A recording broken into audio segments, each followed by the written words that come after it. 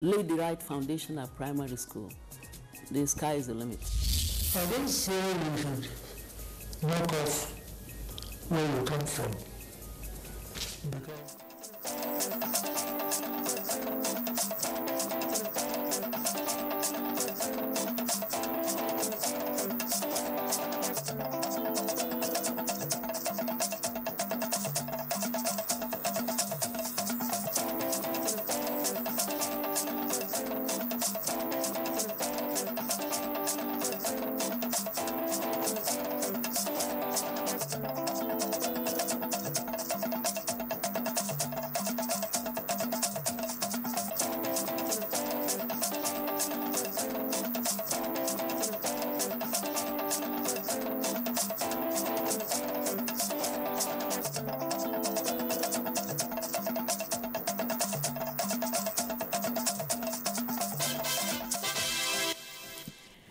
Hello and thanks for joining us on Nationwide, reaching you live from Abuja, the Federal Capital Territory. I am Hawa Salihu Adama. The Senate has cautioned the sponsors and participants in the protest by a coalition of civil society organizations demanding the resignation of President Muhammadu Buhari over his medical vacation in the United Kingdom to stop heating up the polity with their unwarranted demand. In a statement by the chairman, Senate Committee on Media and Public Affairs, Dr. Aliyu Sabi Abdullahi, the Senate said the protesters were only creating unnecessary tension in the country and seeking to divert the attention of the presidency from the economic and security issues which are being tackled with vigor. The Senate noted that the president had complied with the provisions of the Constitution, which stipulates that he must hand over to the vice president and duly inform the two chambers of the National Assembly about his medical vacation. And there are calls on the media to stop overheating the polity, especially with hate speeches that will lead to instability. This was part of submissions of discussants on NTA's Current Affairs program, Tuesday Live. Over now to Talatu Ezirike for details. The mass media vehicle that carry messages in enhancing advancement has been identified as a formidable force in Nigeria since pre-independence. It has evolved over the years with contributions many see as either positive or negative to nation building.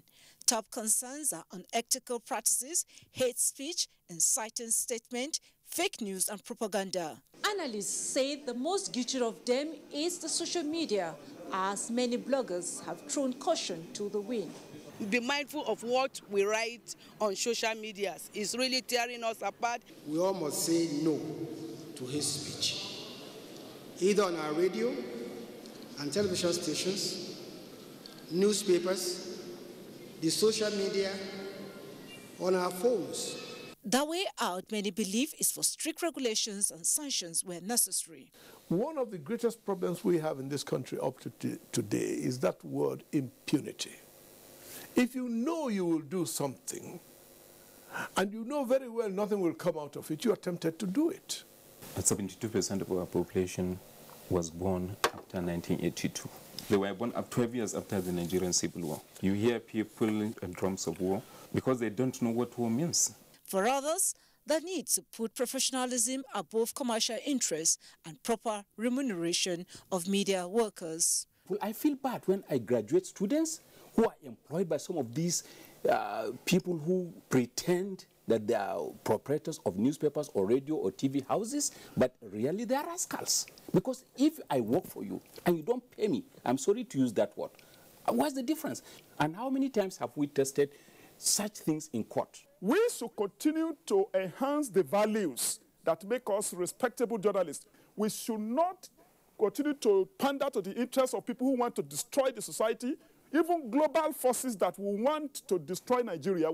The media, as always, is the man in the mirror that must be seen not to go wrong. The watchwords, therefore, are true professionalism and building a unified nation. Talatu Ezirike, NTA News. And the senior special advisor to the president on media and publicity, Garba Shehu, says, though it is the rights of citizens to protest over any issue, the recent protest by a group calling for the resignation of President Muhammadu Buhari has no legal basis. TA's breakfast program. Good morning, Nigeria.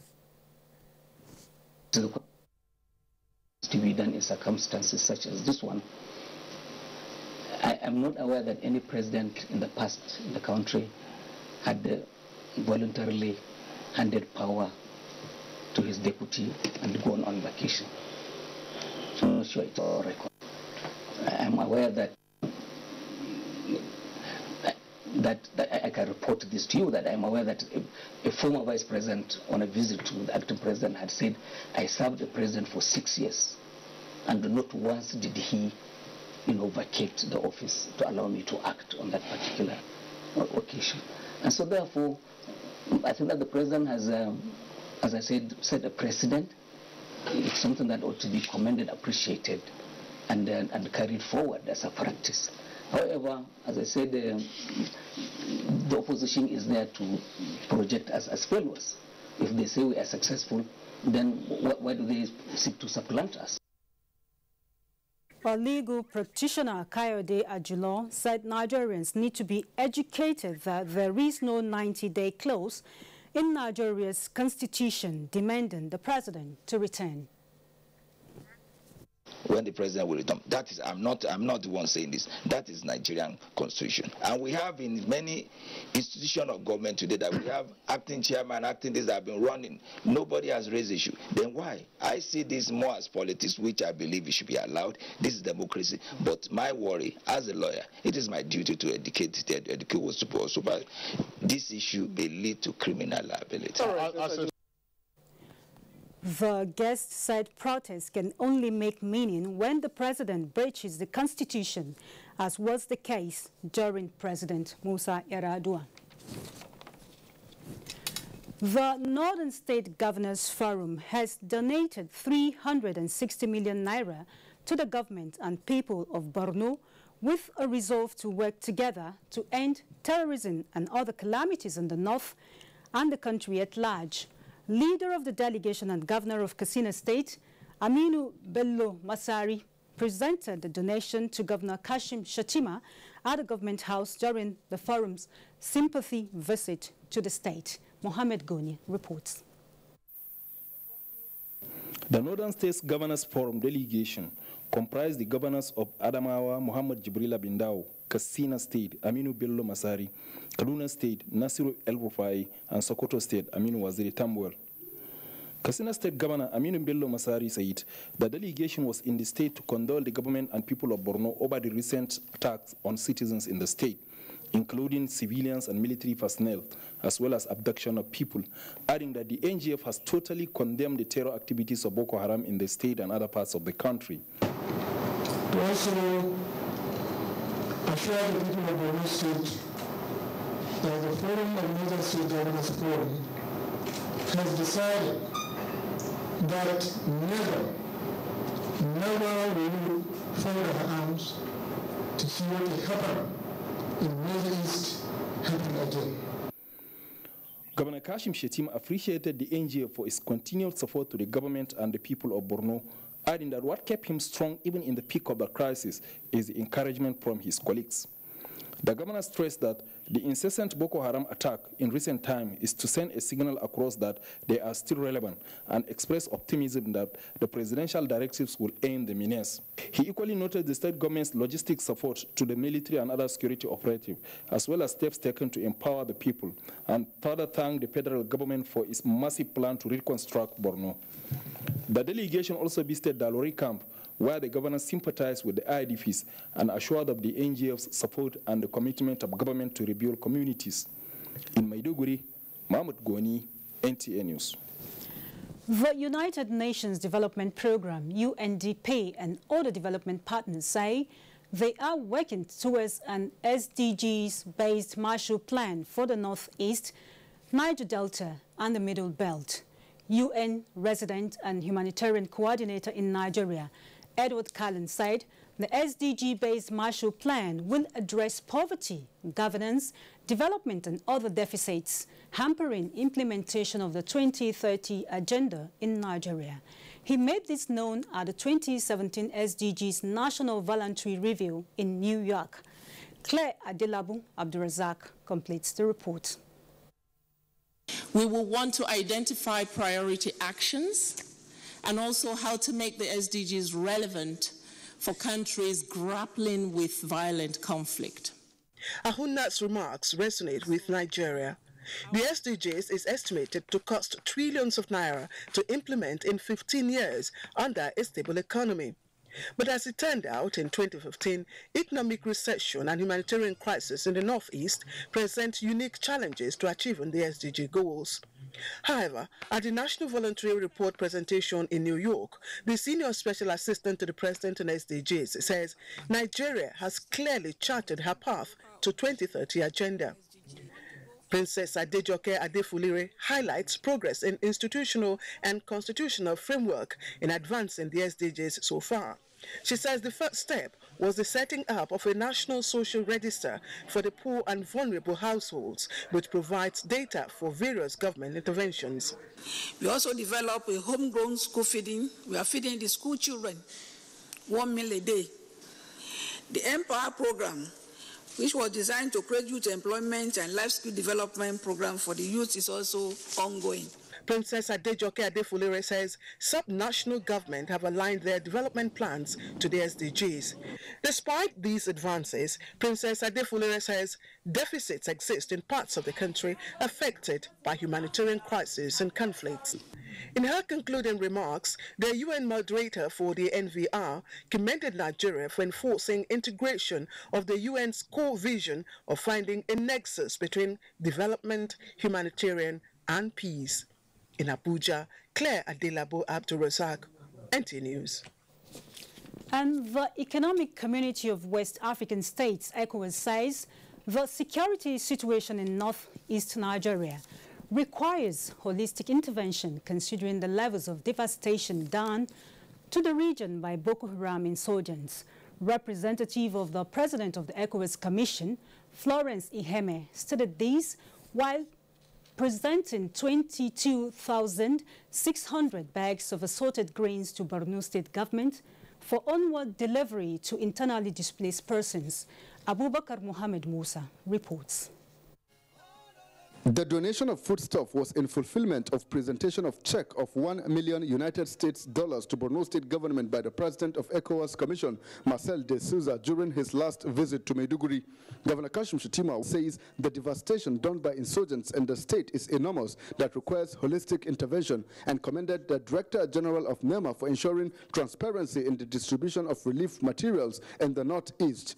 He said consistent relief interventions extended to Borno has been assisting in resettlement and rebuilding of destroyed communities. So we want to thank ECOWAS and NEMA on behalf of the governments and peoples of the Northeast who are the net beneficiaries of the intervention. Representative of the President of ECOWAS Commission, Florence Iheme, said they are concerned with the security situation in northeastern Nigeria, especially persistent attacks on defenseless persons and assured of continuous humanitarian support. ECOWAS is in full support of the efforts of the government of Nigeria to rid Nigeria of the menace of Boko Haram and will continue to do all within its frameworks for humanitarian intervention to assist populations of concern in West Africa. Director General, National Emergency Management Agency, Mustafa Yunusa Mehaja, says the agency will not relent in consolidating the efforts of concerned individuals in giving IDPs a new lease of life. This shows the commitment, the brotherhood that exists between ECOWAS member states. Additional 7,000 bags of rice is expected to be presented to the state government by ECOWAS soon. In Maiduguri, Abubakar Mohammed Musa, NTA News. And still staying with Nigeria's northeast, the Chief of Army Staff, Lieutenant General Tukuburatai, has ordered troops of the Operation Lafia Dole to be proactive to reduce casualties in their operations. He gave the directive during a visit to military formations in Wulari and Bama in Borno State. Defense correspondent Ismail Musa reports The visit is in line with the recent presidential directive to the military to swiftly eradicate the insurgents. Empty shells from different war arsenals littered everywhere. An indication that serious battle was fought here. These troops are encouraged and determined to fight till the enemy is completely subdued. With different platforms being test run, the Chief of Army Staff on appraisal visit directed troops to take the fight to the hideout of the insurgents. You must carry this in deep into their territories. You must go further. That should be the next strategy. The remnants that are roaming around in the bushes and the forests must be followed through, be identified and cleared accordingly. 2 teams from the 21 Brigade Bama who displayed acts of gallantry during anti-ambush operations were decorated with medals. Next time, I won't accept a situation where our troops have been unnecessarily killed or innocent civilians have been ambushed along the major highways or in some other areas. The army base was also at the Alo Dam, a strategic water that passed through the Sambisa forest. From Bama in Borno State, Ismail Musa, NTA News. And on standby to lead us on top stories from our Lagos Network Center is Jennifer. Hello to you, Jennifer. Thank you, Hawa. Good evening. Welcome to Lagos. The Nigerian Customs Service has intensified its intelligence and enforcement capabilities to check smuggling with a view to enhancing economic growth and security of the country. Controller General of Customs, Colonel Hamid Ali, stated this while briefing journalists on the recent seizures made by the Controllers General Custom Anti-Smuggling Compliance Team at the Federal Operations Unit Zone A in Ikeja, Lagos. Musa Toliat has the details. The Comptroller General of Customs, Colonel Hamid Ali, said the symbiotic relationship between the service and the public opened a credible line of information that led to the seizures made between the 2nd and 3rd of August this year. Items seized include 37 assorted vehicles comprising 8 Lexus SUV, 12 Land Cruiser SUVs, and 17 Toyota Hilux with a duty-paid value said to be more than 1 billion naira. The Comptroller General of Customs hinted that more than 12,000 bags of parboiled rice were also intercepted. The duty-paid value is put at over 149 million naira. Apart from the seizure of vehicles and bags of rice, the anti-smuggling operations team also seized 156 assorted bales of used clothing, used tires, and large quantity of Indian hemp. We want to reduce the importation of rice to the barest minimum. Those who buy these things, if we stop buying, they will not bring it. If there's no market, there will be no goods. For every imported item we buy, we are giving jobs to other nationalities in their own country. CGC Ali, however, reiterated that the Nigerian Customs Service will continue to work towards ensuring compliance with extant laws governing imports and exports in Nigeria. In Lagos, Musa Toliat, NTA News. The Lagos State government has unveiled its road map targeted at maintaining and rehabilitating roads and drainages across the state. Special advisor to Governor Akinwumi Ambode on potholes, works and drainages, Temidayo Erenle, made the disclosure at a press briefing held at Alausa, Lagos. Nosa Usula reports.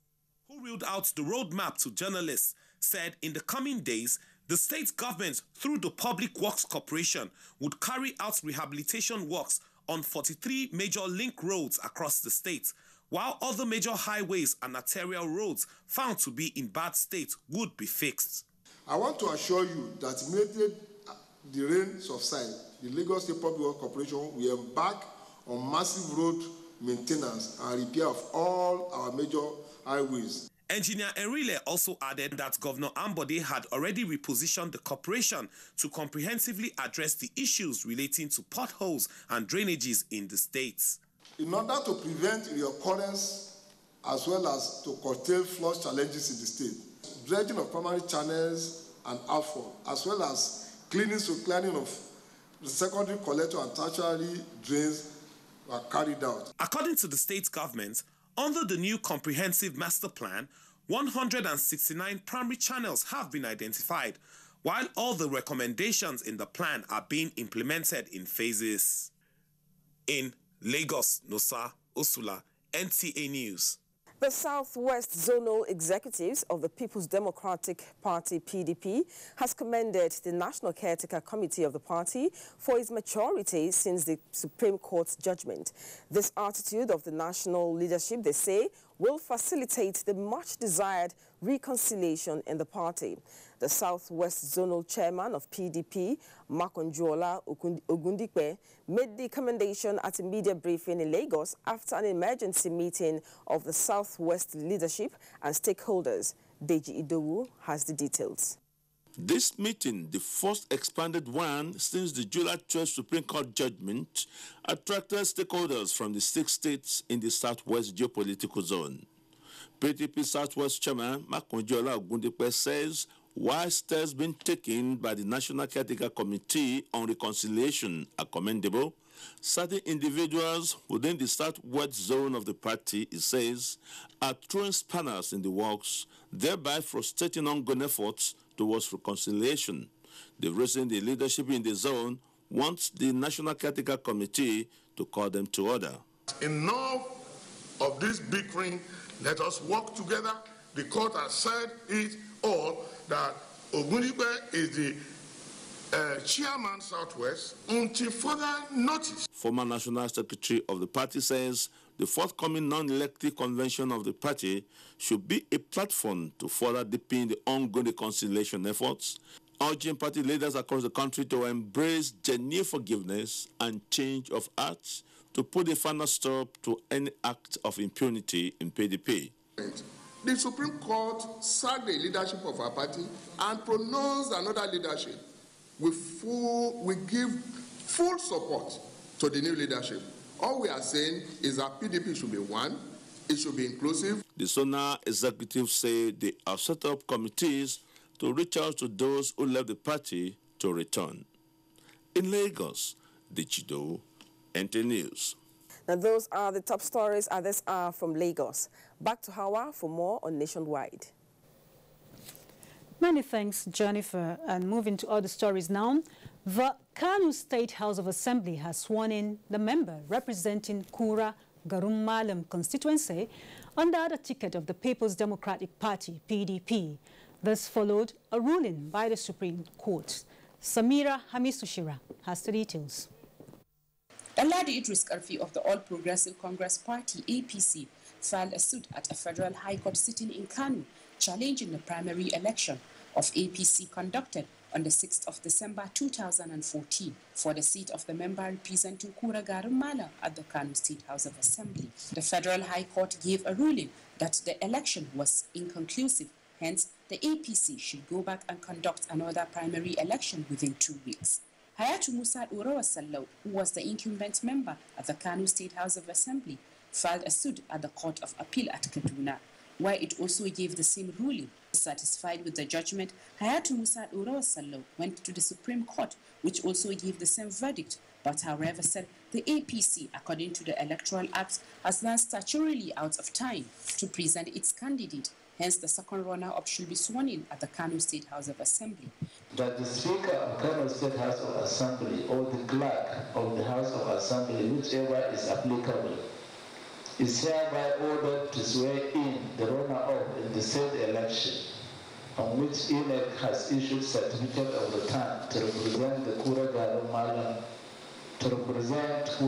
Malam constituency of Kano State. I, Abdullah Mohammed, do solemnly affirm I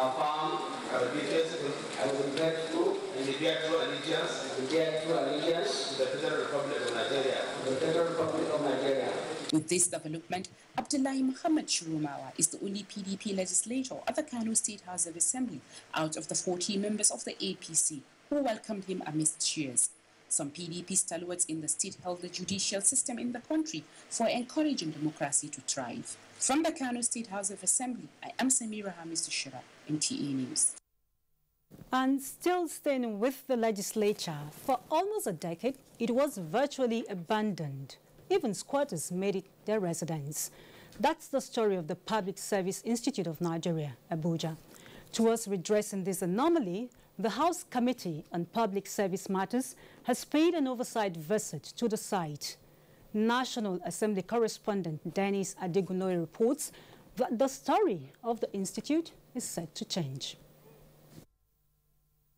The institute, which covers a wide land space, comprises accommodation facilities, research centers, a church, and various other centers of learning, which members of the House Committee on Public Service Matters say has the potential to be an internationally recognized center of excellence. However, it's the same old story where a project has commenced, but for one reason or another it has been abandoned. This is a trend the committee, as part of its oversight functions, aims to check. It is our view that government should put in money to complete the hostels so that they can generate income from there to run the place and to also encourage several public servants generally to come here for their trainings. They have seen that this institution can truly compete with world-class public service institutes all over the world. The Public Service Institute of Nigeria was established in 2009 with the mandate to develop first-class public servants in core areas of public governance, leadership, public administration, and management. In Abuja, Dennis Adegunloye, NTA News. And the House Committee on Information, National Orientation, Ethics and Values will continue to work hand in hand with agencies of government towards achieving the benefits of democracy. Members of the committee said this during an oversight visit to some agencies. National Assembly correspondent Dennis Adegunloye again reports that the Nigerian Television Authority was the first port of call by the committee. The committee, as part of its oversight functions, wanted a progress report on utilization of funds appropriated for 2016, with emphasis on the last quarter of that year. The Director General of the NTA, Yakubu Ibn Mohammed, said that while achievements have been recorded during the period under review, there have undoubtedly been challenges. It is your responsibility to point out these imperfections to us, and it's our responsibility to listen to your views and suggestions and implement them. The most important thing is that both sides are working for the interest of the masses of this country. The members also called on the Directors General of the Voice of Nigeria and FRCN, where similar presentations were made. The leader of the team, Mohammed Ayuba Bello, standing in for the chairman of the committee, Shegun Odebumi, appraises the present state of affairs. In NTA, we are impressed with the presentation, and we are calling on the other agencies to emulate, and we'll come back on Friday to VON and FRCN. Thank you very much, sir. Well, as the chairman said, interactions are ongoing, and the committee will collate these submissions and identify critical areas ahead of the budget defense of the various agencies at the back end of this year. In Abuja, I am Dennis Adegunloye. Thanks, Dennis. And a reminder that you can watch this news live online via the NTA mobile app, which you can download on your Android device at the Google Play Store or at the Apple Store if you use devices with iOS. And it's nationwide on the network service of the NTA. Time to take some messages. We'll be back shortly. National Council for Arts and Culture, Abuja presents 10th African Arts Crafts Expo, AFAC Expo 2017, the biggest arts and crafts expo in Africa. Theme, Nigerian crafts, the untapped treasure. Date, 27th August to 17th September 2017. Venue, Arts and Crafts Village, beside Sheraton Hotel and Yaradua Center, Abuja. Time, 9 a.m. daily. AFAC presents a unique platform for artists, crafts dealers, manufacturers, manufacturers and other stakeholders to buy, sell, and promote products from Nigeria and other African countries. For more information, please call Chinwe on 0803-321-7724, Gerald on 0802-3345-301. National Council for Arts and Culture, our culture, our pride. Otumba Olusegun Wonshewe, Director General, Announcer.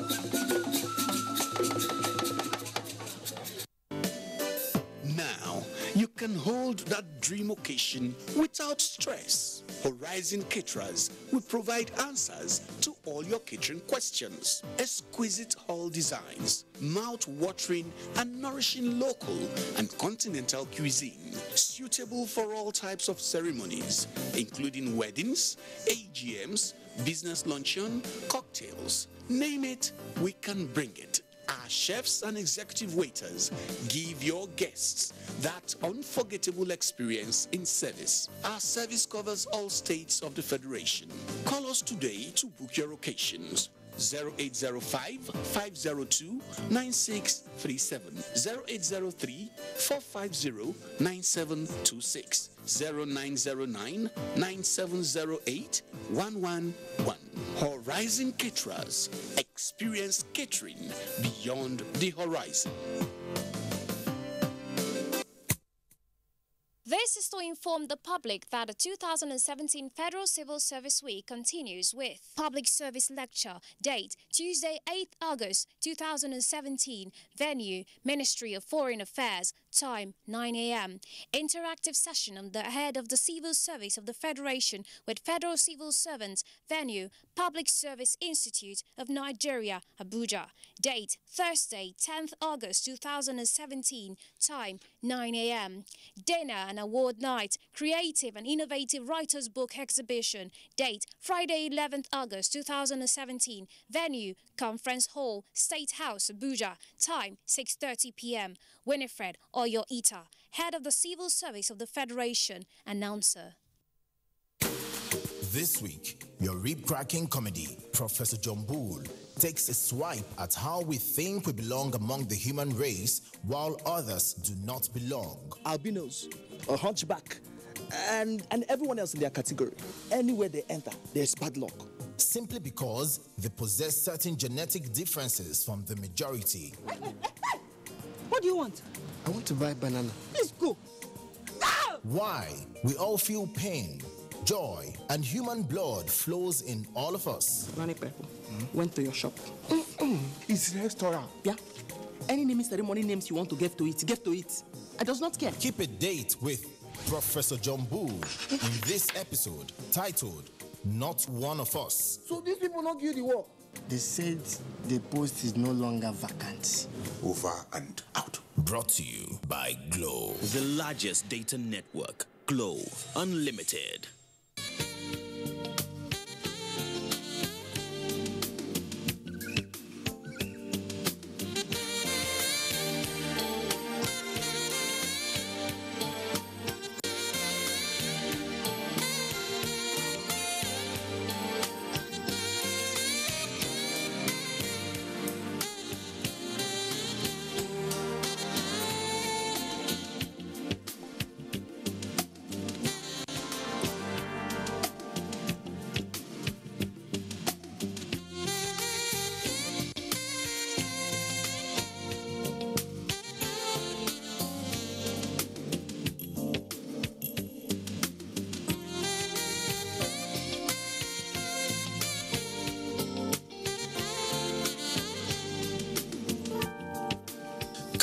Sharon Ultimate Hotels, Abuja. The ultimate place to be.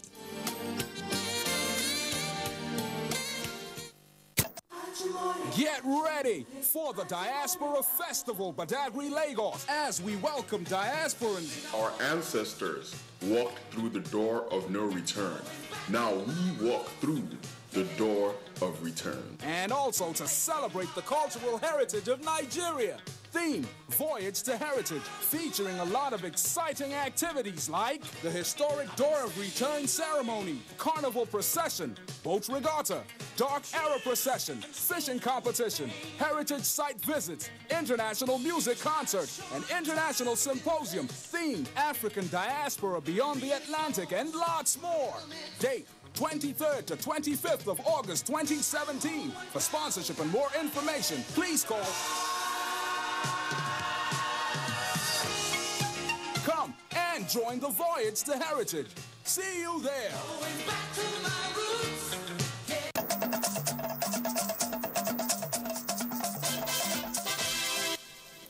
Thanks for rejoining us. It's nationwide on the network service of the NTA. Federal government empowers 40 post-amnesty delegates. Over now to Ogochukwuka in our Benin Network Center for details. You're on. Thank you for joining us in Benin. Good evening. The College of Agriculture in Igwe-Raki, Hovia southeast of Edo State, has been shut down temporarily. Governor Godwin Obaseki announced this while receiving the recommendations of the panel set up to investigate the state of affairs in the college. Ivie Omori reports. Governor Obaseki said the revamping of the Agriculture Institute is necessary to allow for the training of manpower that will key into the state government's drive to develop the state through investment and agricultural ventures. We do not have strong institutions, a strong college to help government fulfill this objective is a thing of concern and worry. Chairman of the panel and Deputy Governor of the state, Philip Shoaibu, while presenting the report of the panel, said the institution has been grossly mismanaged both financially and administratively. He said the panel recommended that 25 staff of the college earlier dismissed without due process be reinstated while the school remains temporarily closed for 3 months. That school needs serious overhaul and restructuring to the extent that the vision of this government will be attained. Governor Obaseki and some top government functionaries have paid an assessment visit to the college where the governor decried the state of the dilapidated structures of the school. He assured that the action that will be taken by the state government will be in the best interest of the school, students, and the people of Edo State. In Benin, Ivie Omori, NTA News. The federal government has reiterated its commitment to the ongoing Niger Delta post-amnesty program aimed at changing the narratives of that region. Special advisor to the presidential amnesty program, General Paul Boro, retired, stated this in Warri during the empowerment of 40 post-amnesty delegates trained as poultry farmers. Goodluck Naini has details.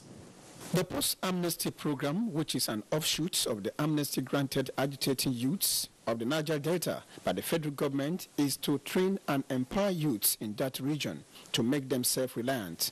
The empowerment of another set of delegates is an indication of the federal government's commitment to the program. Special Advisor to the President on Niger Delta Affairs and Coordinator Presidential Amnesty Program, General Paul Boro, represented by his Chief of Staff, Colonel Abel Dedis, says the training of the delegate in farming is in line with the federal government's diversification drive. We're looking at every aspect to ensure that the Niger Delta remains peaceful so investors can come in and development can follow. Each of the delegates were empowered with 100 birds, an electric generator, and some farm implements, and a borehole sunk. The technical partner to the post-amnesty program and managing director of Glassfire Continental, Mr. Samson Fetimi, and some of the beneficiaries commended the federal government for the gesture. We appreciate the federal government for this continuous effort. We thank the government for doing this for us. They promised to support the Buhari administration to achieve the set objectives. From Warri, I am Goodluck Inaini, NTA News. And now, the Independent National Electoral Commission, INEC, has displayed the voter card register in Delta States to ensure accurate data of voters. Kevin Ubeche completes the report. The Administrative Secretary, Rose Oriaran Anthony, said the display of voter registration signals the end of the first quarter of the continuous voters registration exercise. The process of the display will last for 7 days, and it will enable the officers to listen to claims and corrections from the collected data of registrants. It is equally important because it affords the people the opportunity to go through their data as captured by the Commission to ensure that their names are well spelled, well located, and their ages and every detail is in order. Rose Oriarian Anthony stated that additional 12 centers have been created in Delta State. The continuous voter registration exercise is for registration of Nigerians who turned 18 years after the last registration exercise and those who could not register at the last exercise. In Nasarawa, Kevin Wechi, NTA News. And it's back to now for the rest of the news. Thanks for joining us. Many thanks, Ogochukuka. And moving on now, the Independent National Electoral Commission says challenges observed during the ongoing continuous voter registration exercise will be addressed before the next phase of the exercise in the country. INEC Commissioner in charge of Kaduna, Plateau, and Niger states, as well as the Federal Capital Territory, Professor Antonia Simbine, gave the assurance during an assessment visit to registration centers in some local government areas of Niger State. Dauda Mohammed reports.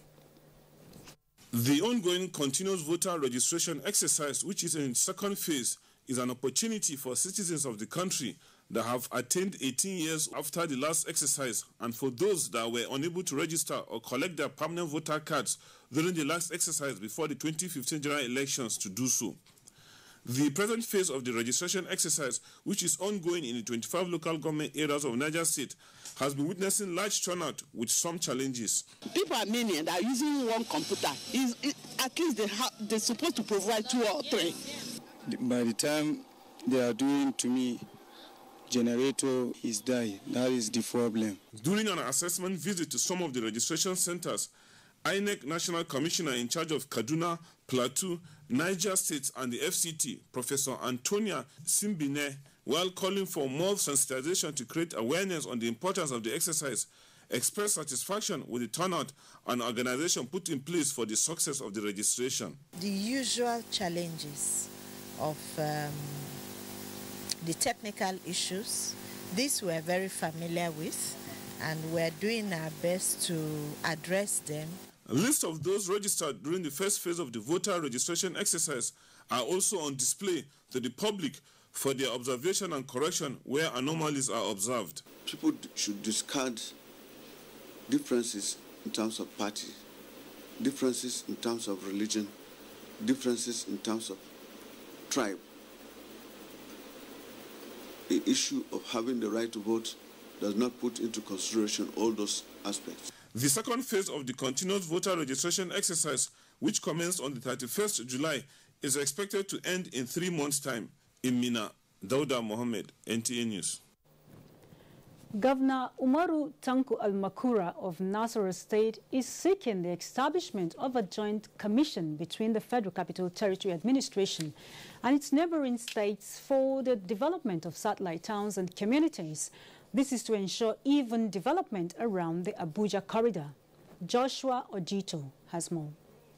Nasarawa is one of the closest states to the nation's capital, Abuja, with over 30% of its workers residing in Kano local government area of the state, thereby overstretching social amenities in the state. With the state government urban renewal program aimed at upgrading slums and the initiative for smart cities launched by the Federal Ministry of Communication, Governor Umaru Tanko Al-Makura said neighboring states like Nasarawa need infrastructure intervention fund to bridge the infrastructure deficit in communities bordering with the FCT. And with the drive to provide a well-planned city, the state government has acquired 13,000 hectares of land in Gurku-Kabusu area of Karu, which has 29 districts, and work has commenced in the development of one district in the area to provide affordable housing in line with Smart Cities initiative. It is not an initiative that is exclusive only to the people of Nasarawa State. We are leveraging all Nigerians to own a house, to own a land within Nasarawa. So our conditions and guidelines are so universal and so easy to accomplish. I believe once we accommodate all Nigerians to partake in this project, that is what will assure the project of sustainability. Joshua Ojito, NTA News. Jigawa state government pays off pensioners' entitlements. Let's now join Abdullahi in our Kaduna Network Center for details. It's over to you. Hey, Hawa, and thanks for joining us in Kaduna. We begin in Jigawa State, where the state and local government contributory pension scheme has paid 339 beneficiaries the sum of 461 million naira. Awal Muhammad reports. These are some of the retired civil servants in Jigawa State. According to them, they received their retirement benefits 1 to 3 months after retirement. They express satisfaction with new pension policy in Jigawa State as pensioners are being paid as at when due. Executive Secretary Jigawa State and Local Government Contributory Pension Scheme, Comrade Suleiman Adamu Kiawa, said the payment is for retired civil servants, death benefit, death balance, and refund of 8% contribution. He assured the state civil servants that Sorry, we cannot continue with our Kaduna Network Center due to the unsteady audio from that zone. Moving on now, the federal government says there is no plan to sack academic and non-academic staff of the 3 universities of agriculture in the country. The Minister of Agriculture, however, stated that courses that are not relevant to the field will be wiped out gradually. Over now to Musa Baba Ali. There are only 3 universities of agriculture in Nigeria: the Michael Okpara University of Agriculture, Umudike, University of Agriculture, Abeokuta, and the Federal University of Agriculture, Makurdi. The institutions were established in 1992 under the Ministry of Education to teach, research, and introduce innovation in all aspects of crop and livestock production, as well as fisheries, for the economic well-being of the country. 2 decades down the line, the performances of the institutions in terms of research and extension services remain low, according to the report tabled before the Minister of Agriculture, Adu Ogbe. In the University of Agriculture, Makadi, to intervene to help us set our College of Nutrition and Health Sciences. The universities are now under the supervision of the Ministry of Agriculture, based on the request of the Minister that was granted by the Federal Executive Council. I know that from now on, admissions into your institutions may dwindle because of this new policy. I know that it will take a while before young people decide that they are interested in agriculture sufficiently enough to apply to your universities. Don't worry about that. They will come. The ministry is also expected to sponsor a bill to the National Assembly to review relevant sections of the Act establishing the universities of agriculture to suit their new responsibilities. In Abuja, Musa Baba Aliyu, NTA News. The Kwara State Governor Abdul Fattah Ahmed has flagged off the construction of a new state secretariat complex in Ilorin. The 4 office blocks are expected to be completed in 6 months. Abdul Hafiz Alaya reports. The role of the civil servant in the implementation of government policies and programs cannot be underestimated, and this, according to Governor Ahmed, informed the construction of the new secretariat to cater for the state's increasing workforce. The governor, who emphasized the importance of infrastructures in societal development, noted that his government will continue to uphold the welfare of civil servants without compromising infrastructural development. Today's ceremony demonstrates our readiness to balance the requirements of today with the needs of future generations of Kwaras. In other words, salaries and pension are as important to the welfare of the people as critical infrastructure is to our sustained and equitable development. Equally, no matter how promptly workers' entitlements are paid, they can only give their best if the environment for such performance is available and conducive. This commendable effort will serve dual roles of 1, easing the access of civil servants to modern offices befitting the 21st century contemporary Nigeria, and 2, further boost our morale and aid our productivity. The new Secretariat Office complex is to be equipped with state-of-the-art facilities and accommodate several ministries, departments, and agencies upon completion. In Ilorin, Abdelafiz Alaya, NTA News.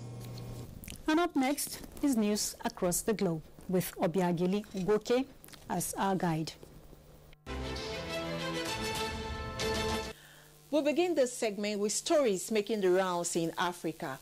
In the latest developments, Kenya opposition presidential candidate Raila Odinga has said the Electoral Commission information technology system has been hacked to manipulate the election results. He rejected early results from Tuesday's vote, which indicated that President Uhuru Kenyatta is heading for a first-round victory. However, the Electoral Commission has not responded to Odinga's accusation, but politicians have appealed for calm. In the meantime, South Africa is commemorating its National Women's Day. It is a day set aside to mark the famous 1956 march of 20,000 women of the Union buildings in Pretoria. The women marched in protest against the past laws, which required people as black by the South African government to apply for a travel pass just to travel within South Africa. Speeches abound on progress of women in all walks of life in South Africa. North Korea has said it is considering carrying out missile strikes on the U.S. Pacific territory where U.S. strategic bombers are based. The decision came hours after President Donald Trump threatened North Korea with fire and fury. In China, a 7.0 magnitude earthquake has killed at least 13 people and injured scores in western province of Sichuan. U.S. Geological Survey suggests the death toll could grow because the epicenter was close to an area popular with tourists. Police and emergency workers have been digging through rubble. And that concludes the segment. Thanks for watching. The news continues. Sports now. Nigeria Basketball Federation appoints new D-Tigers coach as Nigerians await final team list for CHAN qualifier against